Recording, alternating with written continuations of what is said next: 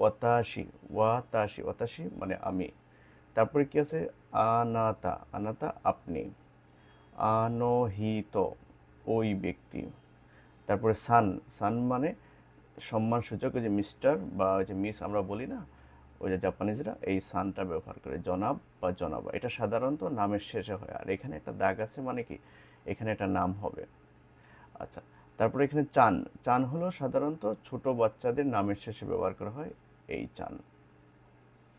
তারপরে এখানে গেছে জিন, মানে জাতীয়তা বোঝায়, ন্যাশনালিটি বোঝায়। এই জিন মানে এখানে একটা দেশের নাম হবে, বাংলাদেশও জিন, ইন্দো জিন, দয়ুৎসু জিন, এভাবে করে একটা দেশের নাম, তারপরে জিন মানে ওই দেশের নাগরিকতা বোঝাবে।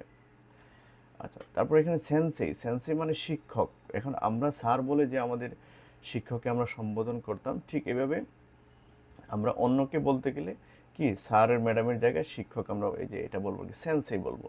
আর কিউসি মানে কি শিক্ষক, কিউসি মানে শিক্ষক। এটা একজন শিক্ষক যখন তার নিজের প্রফেশনটাকে পরিচয় দিতে যাবে তখন সে শিক্ষক বলবে।